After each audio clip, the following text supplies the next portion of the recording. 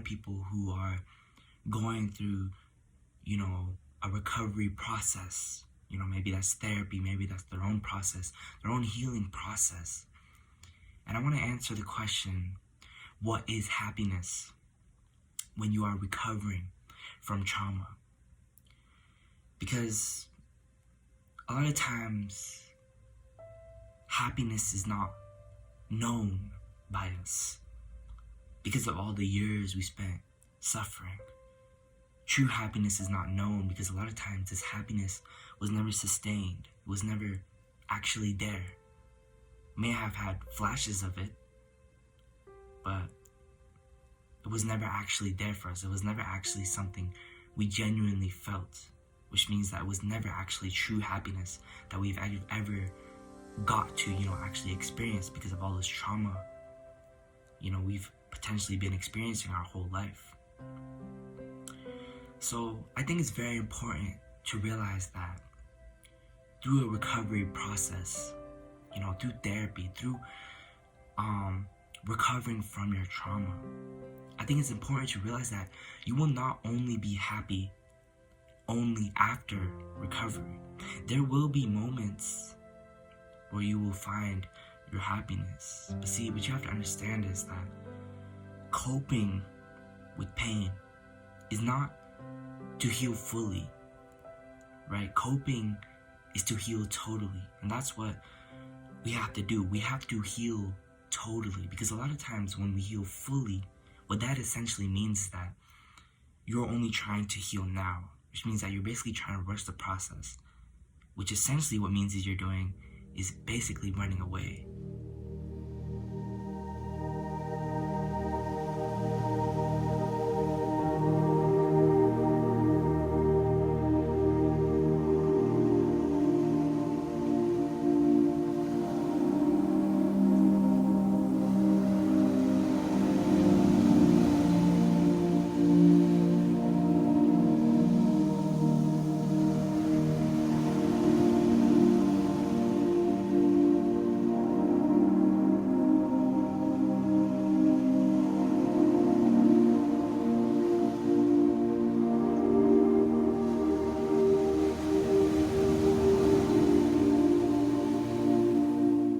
Sometimes people go through trauma, they have childhood trauma for, up until they're 18, and that's when they realize, and that's when they start therapy.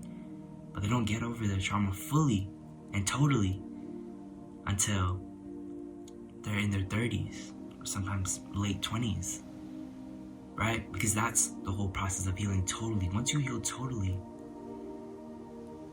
to heal totally is to heal for the long run. So basically what you're doing is you're healing all the pain. You're not just healing the moments, because truthfully, the moments don't matter, right? Because a lot of times you can have an understanding of what's happening. You can have a full understanding of why your pain is being caused. It's because you went through this. It's because you had an abusive family and a very traumatizing childhood. You didn't have a well childhood, a very blessed childhood. You can have that full understanding, but that understanding will never be the root of the outcome of your choices, because only you can make the choice. See, a lot of times in psychology, they talk about when you go through therapy, when you go through trauma, you lose a sense of, who you are. But see, you could lose a whole sense of yourself, but still know who you are. So you could still have a complete understanding of what's going on, why you're getting triggered in the moment. But still, even at those moments, it's very important to realize that the more correct way to heal is to heal totally. So doing weed and taking all these drugs will only heal the moment, but actually putting down those drugs and facing your pain head on is to heal totally. So basically, to heal fully is to basically run away.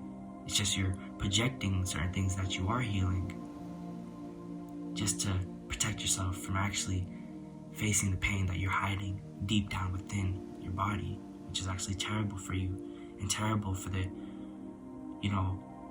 human body to digest, right? But when you heal totally, that is a more correct way to do it. So from healing totally,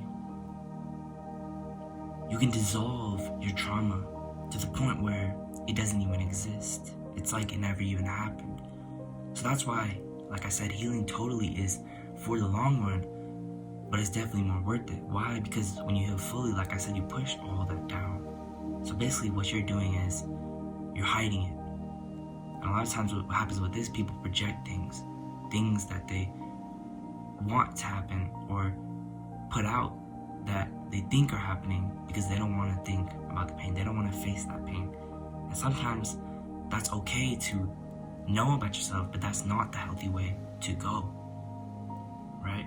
So that's why it can take years to heal, but it's definitely more worth it, right? Versus just pushing it all away and always having to deal with that pain potentially for your whole life, because a lot of people are suffering for their whole life. So what exactly makes you happy? Medication can come in many forms. Medication can sometimes even be therapy, right? But besides, medication being therapy and a pill, some sort of pill, some sort of drug, medication can be a thing that can bring you joy. For example, happiness, going for walks outside, right? But that is still not true happiness. It just brings you happy moments, which is essentially healing fully, not totally. So what this does is cause you to just live with your trauma, and eventually you'll end up identifying with your trauma, because all you find are happy moments. You don't find the true happiness, which is, when found, all the trauma has to be dissolved. There's no other option. Otherwise, it can't be true happiness.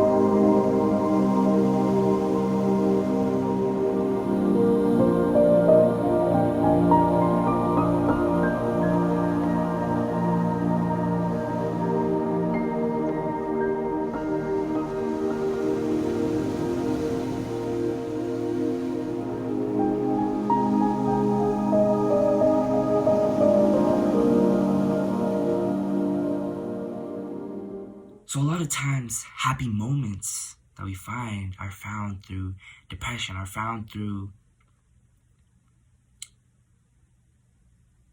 our years or months when suffering through depression, right? But these are only moments. So these are only sometimes moments that last for days, minutes, seconds, but it's never lasting, like it's sustained, like it's there forever, right? Because when you're truly healed, it's there forever, right? You don't have to force yourself to do something, because a lot of times, also through depression, we have to force ourselves to get up out of bed, right? But when truly healed from depression, it's like depression doesn't even exist anymore. So you do things not necessarily unconsciously, but in a healthy way where you don't have to think about things that should not require any thought. Therefore, for happiness, you're not truly happy until happiness also doesn't exist to you. Because in a way, you don't need to think about happiness, but happiness comes to you. You don't go to happiness.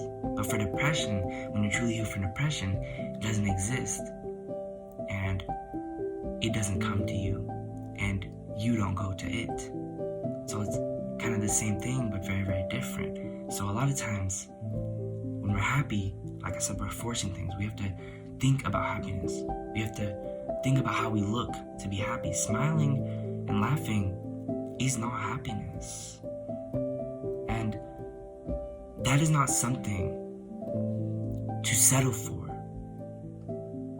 right? Because that is not the final step to finding true happiness. Just because your external image looks like you're happy does not mean that you are internally happy. A lot of times for suicidal people, nobody recognizes that you're suicidal.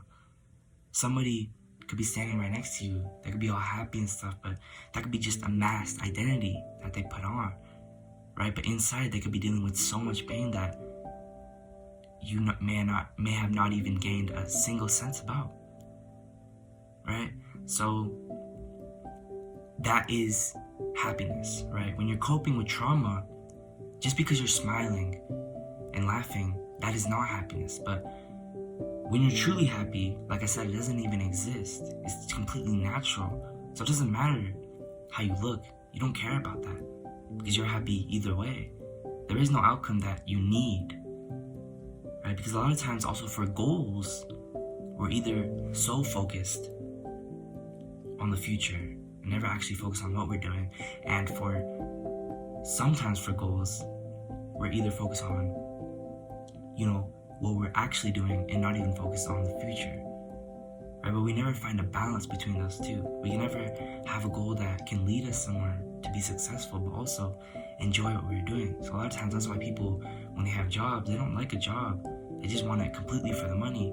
But also, sometimes people want jobs only to do what they want to do. And that's how essentially belief systems are created, because they can only focus on one thing at a time. They can't have balance, so they can't have true freedom, right? Because they have to have either or, right?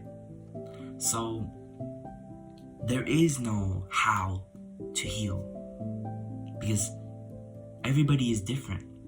So I'm not telling you specifically how to heal. I'm just sharing insights that can potentially help you, but all you can do is take what you can, right?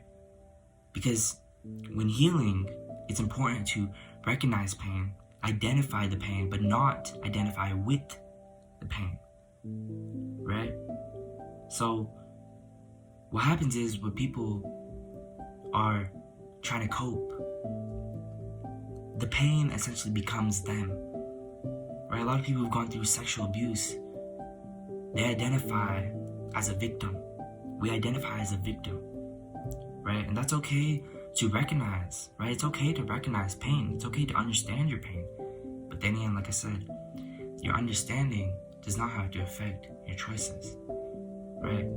So when you recognize the pain and identify the pain, doesn't mean you have to turn that pain that you've understood now into yourself and put yourself in that place where, okay, I've gone through this and now my life sucks. No, you've gone through this. Now look at that as an opportunity to heal, because now you know what is caused. You're not just lost. Say, why do I feel like this? Now you know. But now it's really up to you to make that choice. And the right choice would be to say, okay, now is the opportunity to heal. Now I know why my pain is caused. Now I can really start the true process of healing and make my way and find my way to true happiness, right? So lastly, happiness does not have to be measured. Like I said, when you find true happiness, it's sustained, it's forever, right? It's not temporary. It's not just coming and going like happy moments we find through depression, blissful moments we find through depression. And a lot of times what happens through this bliss that we find, for me specifically also, is that when I found this bliss, I would get so attached to this moment. And eventually I would get more fucked, because that bliss is just a moment, right? But now, as I'm finding true happiness, I'm not going to say that I find true eternal happiness yet, but as I'm finding it and getting closer to it, I'm realizing that true happiness is not something that I need, essentially. It's not something that I can see. It's not something that I have to envision. It's already there. It's already here for me. I just have to embrace it and accept it. And once I do that, then that's how the process starts of it becoming true and natural to the point where I don't have to think about it. See, with identifying pain, you get a glimpse first, right? For example, repressed memories, you get a glimpse. Your whole life you've been having glimpses, right? Or just even recognizing pain. First you get a glimpse of, okay, this is the cause, right? But then that glimpse goes away. That's just a glimpse. You just saw a tiny bit of, oh, a light bulb switch in your head. Oh, that's what's actually causing it. But then that light bulb immediately turns off. And then as you try more and more to recognize that, eventually that glimpse turns into a complete recognition and realization of the pain. And as you embrace that pain, that's how you let go. So it's this same thing with happiness. First you get a glimpse of happiness. Those are the moments. You get a glimpse of those happy moments through depression.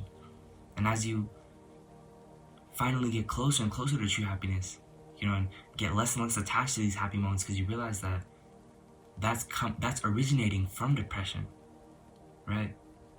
So the happiness doesn't have to have any origin but yourself, or not necessarily even yourself, just it's always there.